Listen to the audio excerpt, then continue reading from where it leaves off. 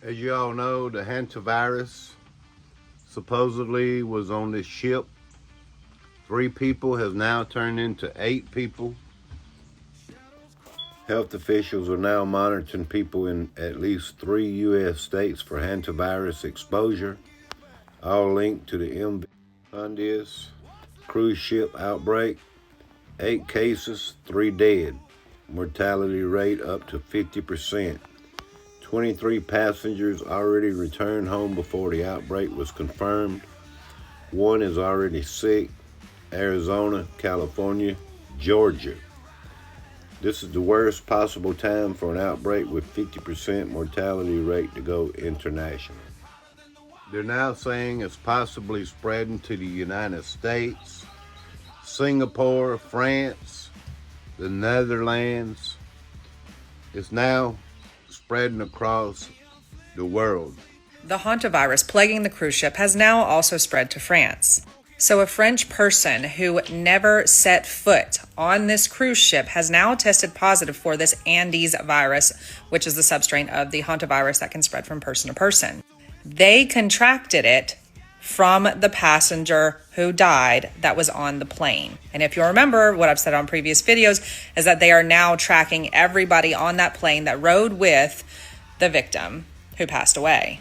Now, previously, investigators had been using a theory that the elderly couple had been bird watching in Argentina and they picked it up and brought it back to the ship. If you remember, I said on my last video as well that there was a Swiss man who was on this ship a month prior to all of this. He is now home. He recently got an email from the cruise ship line, tested positive for this Andes virus. No word yet on his wife's status. Remember, this virus can lay dormant for up to 8 weeks. It has a 40% mortality rate, which is 4 out of 10 people, and it is spread by respiratory droplets. This ship is headed to the Canary Islands where they're going to dock at Tenerife. The local officials are trying to push back, but ultimately the Prime Minister of Spain is saying that they are going to allow them to dock. They're going to quarantine all of the Spaniards at a military hospital, and then the rest of the people will go immediately back to their own countries instead of quarantining in place. No word yet if they're going to be quarantined when they get back to their countries. I would hope so.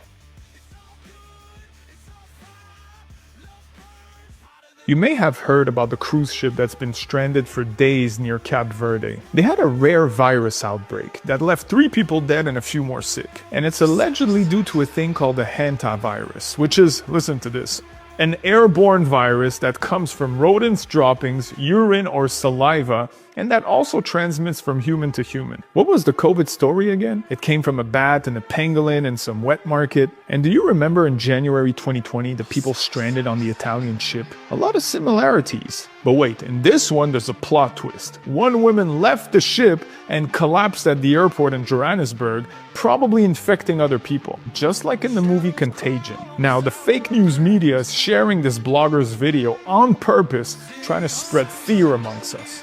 All we want right now is to feel safe. These fear campaigns usually starts with the WHO saying there's nothing to worry about, but we're monitoring the situation in case people fall for it. And that's when they crank the story, the fear meter, and the mandate.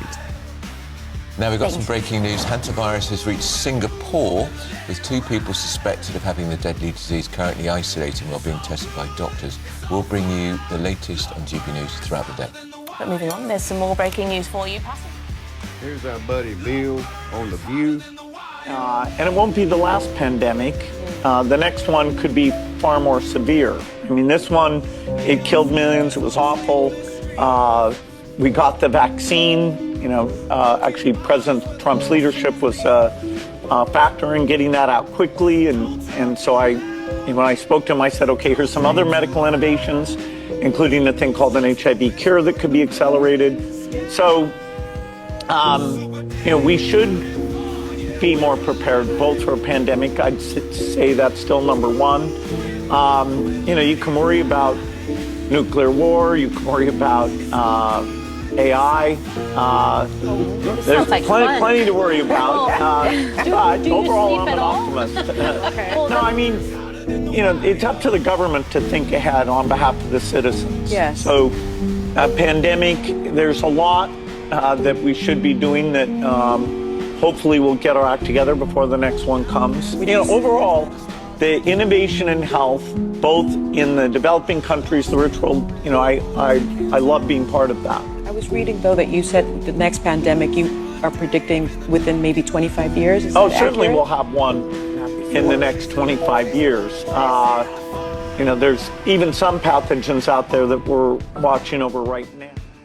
So on the X-Files years ago, this word came up. And pay close attention to this bio word. They let us know years in advance. They want to discredit you for what? Because I'm a dangerous man, because I know too much about the truth. Now that end of the world apocalyptic garbage, you write? You know my work? I was right about Dallas, wasn't I? How are you right? Are you familiar with the hantavirus, Agent Mulder? Yeah, it was a deadly virus spread by field mice in the southwestern United States several years ago. According to the newspaper, FEMA was called out to manage an outbreak of the hantavirus. Are you familiar with what the Federal Emergency Management Agency's real power is? FEMA allows the White House to suspend constitutional government upon declaration of a national emergency. Think about that. What is an agency with such broad sweeping power doing managing a small viral outbreak in suburban Texas? You're saying it wasn't such a small outbreak? No. I'm saying it wasn't the hantavirus. Well, what was it?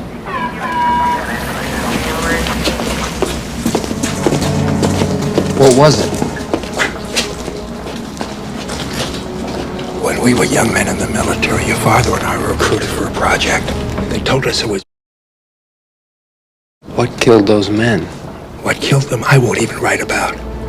We have no context for what killed those men, or any appreciation of the scale at which it'll be unleashed in the future. A plague? A plague to end all plagues, Agent Mulder. A silent weapon for a quiet war. The systematic release of an indiscriminate organism for which the men who will bring it on still have no cure. They've been working on this for 50 years. While the rest of the world have been fighting gooks and commies, these men have been secretly negotiating a planned Armageddon. Negotiating with whom? I think you know. The timetable has been set. It'll happen on a holiday when people are away from their homes. The president will declare a state of emergency, at which time all government, all federal agencies will come under the power of the Federal Emergency Management Agency, FEMA, the secret government.